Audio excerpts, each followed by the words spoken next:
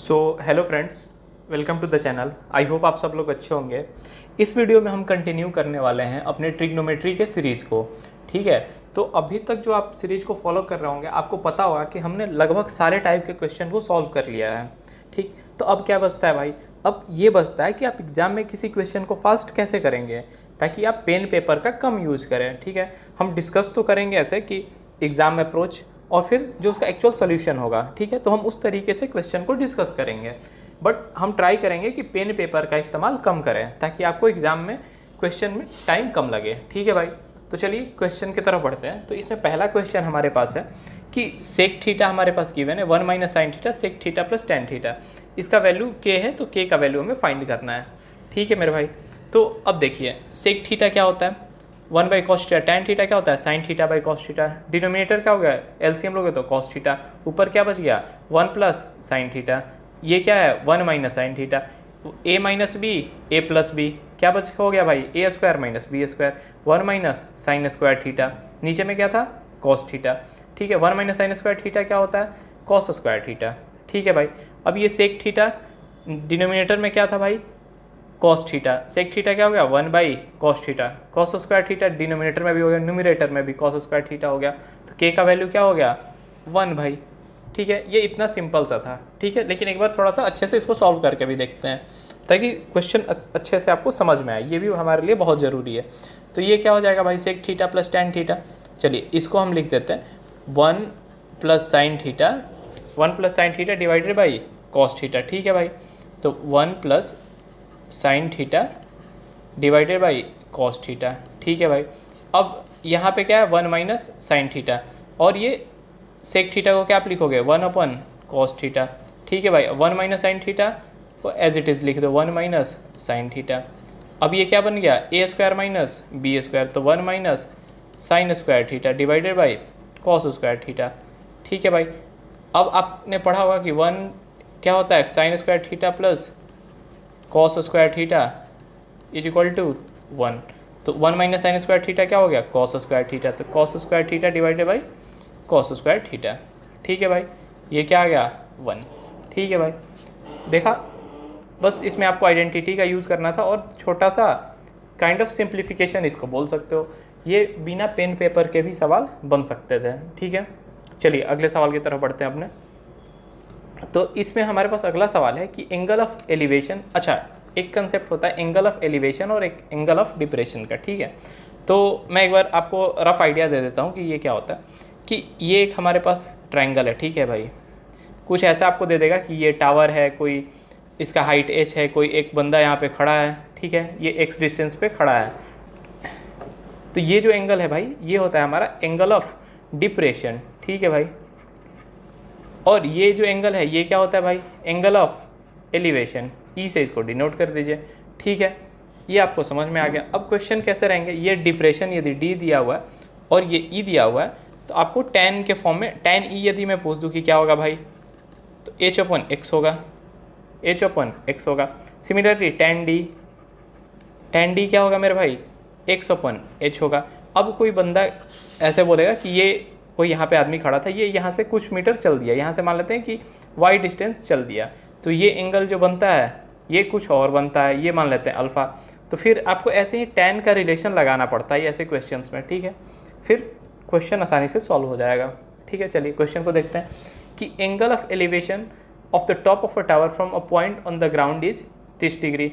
ठीक है, and walking 50 metre आगे बढ़ता है वो टावर के तरफ, तो एंगल ऑफ एलिवेशन क्या हो जाता है भाई 60 डिग्री का, तो हाइट ऑफ टावर। ठीक है, तो क्या गिवन है कि एक बंदा यहाँ पे खड़ा है, कितना भाई हाइट है इसका, हमें height of tower he find करना है, तो ये एज्यूम कर लेते हैं h है।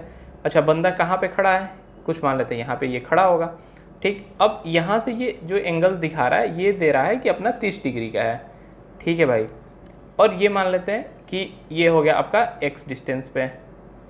ठीक है, अब ये क्या होता है कि ये कुछ दूर इधर से इधर बढ़ता है आगे तरफ, तो यहाँ तक आया होगा। ये कितना गिवन है, ये 50 मीटर गिवन है कि ये 50 मीटर चलता है, तो एंगल ऑफ एलिवेशन कितना चेंज हो जाता है मेरे भाई, ये हो जाता है आपका 60 डिग्री। ठीक है, तो ये यदि 60 डिग्री है तो ये कितना हो जाएगा भाई x माइनस 50। ठीक है, ये टोटल x था, ये 50 चल दिया तो x माइनस 50 बचा, ठीक है। अब मैं आपसे पूछूं कि भाई tan 30 क्या होगा, बता दीजिए। tan 30 क्या होगा, h/x। ठीक है। यदि मैं पूछ दूं आपसे कि भाई tan 60 बता दीजिए, tan 60 क्या होगा भाई, h/x/50, x माइनस 50। ठीक है। तो tan 30 क्या होता है, 1/√3। हमें क्या फाइंड करना है, h का वैल्यू फाइंड करना था। यहाँ से x क्या हो गया, h√3। ठीक है भाई। अब tan 60 क्या होता है, √3। अब x का वैल्यू आपको पता है कि क्या है, x का वैल्यू है h√3। ठीक है। तो अब यहाँ से आप क्रॉस मल्टीप्लाई कर लीजिए। जब आप क्रॉस मल्टीप्लाई करेंगे भाई तो क्या बनेगा, ये देखिए h इज इक्वल टू, पहला इसको आप मल्टीप्लाई करोगे तो 3h हो जाएगा, ये √3 3 हो गया, 3h माइनस 50√3। ठीक है भाई। आप इसको इधर लेते आओ, इसको लेते आओ, 2h is equal to 50√3। h का वैल्यू क्या आ गया, 25√3। ऑप्शन कौन सा सही होगा भाई, ऑप्शन नंबर बी। ठीक है। तो एलिवेशन और डिप्रेशन का कंसेप्ट आपको आई होप समझ में आ गया होगा। इसमें कुछ नहीं करना है आपको। डिप्रेशन ऊपर वाला एंगल होता है, किसी हाइट से आप ले रहे हो तो ये डिप्रेशन हो गया। ये जो आप नीचे लेवल पे खड़े हो ये हो गया एंगल ऑफ एलिवेशन। ये हाइट दिया रहेगा, tan का आपको रिलेशन पता होना चाहिए, मोस्टली ये यही पूछता है। tan 30 आपको होगा, tan 60 होगा, tan 45 होगा। ठीक है भाई। तो आपको वैल्यू याद है, tan 60 क्या होता है, 1/√3, tan 30 1/√3, tan 60 √3, tan 45 1। ठीक है। तो आपको ऐसे करके रिलेशन लगाने होंगे। आई होप आपको ये क्लियर हो गया होगा। चलिए अगले सवाल की तरफ बढ़ते हैं। तो इसमें अगला सवाल हमारे पास है कि from the top of a building of height 75 metre. ठीक है। ऐसे क्वेश्चन में ना आप थोड़ा डायग्राम ड्रा करने का कोशिश करिए। ठीक है। तो जब ये देखिए, अब बिल्डिंग ये दिया हुआ है, ये कितना दिया हुआ है भाई, 75 मीटर है। ठीक है। The angle of depression of top and bottom from of a pole are 30 and 45 degree. What is the height of the pole. ठीक है। अब हाइट हमसे पूछा है कि h, ये हाइट हम पोल मान लेते हैं। ये एंगल कितना गिवन है भाई, ये हाइट, ये टॉप से कितना गिवन है भाई, टॉप से हमारे पास 30 गिवन है। ठीक है। अच्छा, और ये इससे कितना गिवन है, 45। ठीक है भाई। अच्छा, ये हाइट टावर और पोल के बीच का डिस्टेंस यदि हम लेते हैं कि ये x है तो ये भी x ही होगा, ये समझ गए। अच्छा, ये h है, ये यदि h है तो यहाँ से यहाँ तक भी h होगा। तो यहाँ से यहाँ क्या होगा भाई, बता दीजिए। ये होगा 75 माइनस h। ठीक है। ये सारी चीज़ें आपको समझने की ज़रूरत है। ठीक है। आप एक दो बार जब डायग्राम बना के क्वेश्चन को सॉल्व करिएगा तो फिर आपसे आसानी से हो जाएगा। ठीक है। अब आपको रिलेशन निकाल लेना है कि tan 30, अब tan 30 क्या होगा भाई, बता दो।